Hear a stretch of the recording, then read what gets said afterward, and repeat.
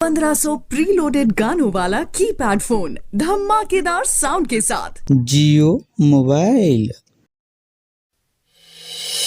Hello जी हाँ, हर साल की भांति इस साल भी श्री श्री 108 श्री नवयुवक सरस्वती पूजा समिति आप तमाम ग्रामवासियों को हार्दिक अभिनंदन करती है और करती रहेगी।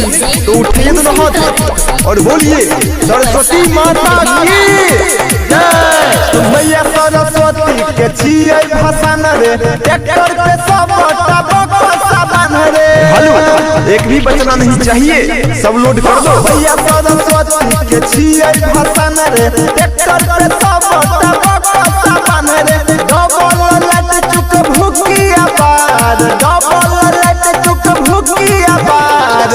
अन्ना चैला भजो अरे दीपक का तैया हरे, डीजे में जोरे जनरेटर के तार।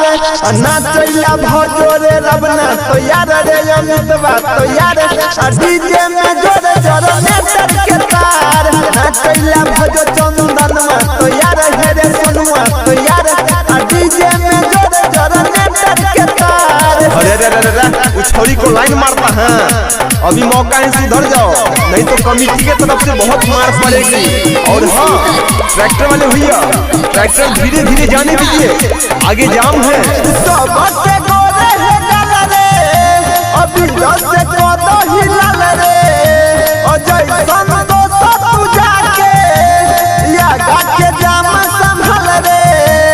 मोटरसाइकिल वाले भैया आप बीच में ना घुसाए, पीछे पीछे पीछे।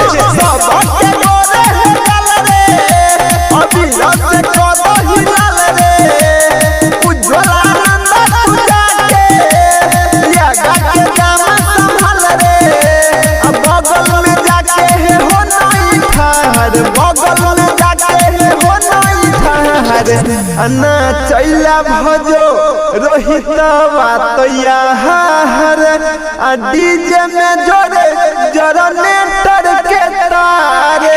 अन्ना चैला भजो शंकरवा तैयार हेरे कृष्णा तैयार, डीजे में जोरे जनरेटर के तार। अन्ना चैला भजो हो सूर्या तैयार, शंभुआ तैयार, डीजे में जोरे जनरेटर के तार। हेलो, हमारे डीजे ऑपरेटर से आग्रह है बक्सा का पूरा बास बढ़ा दे ताकि पूरा भसान में गर्दा बचे।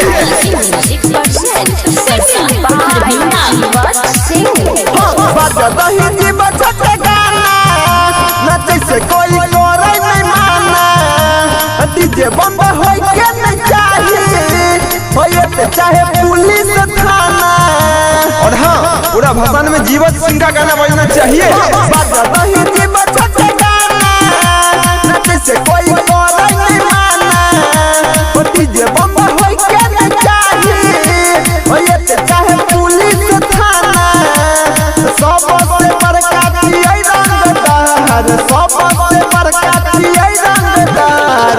अन्ना चैला भजो रजसवा तैया हरे, डीजे में जोरे जनरेटर के तार।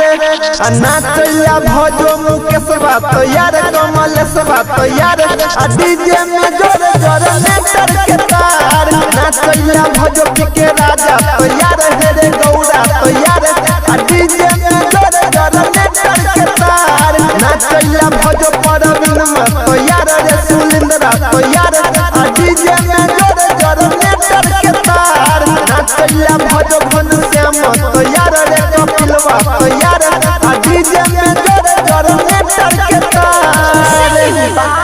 जीवत सिंह।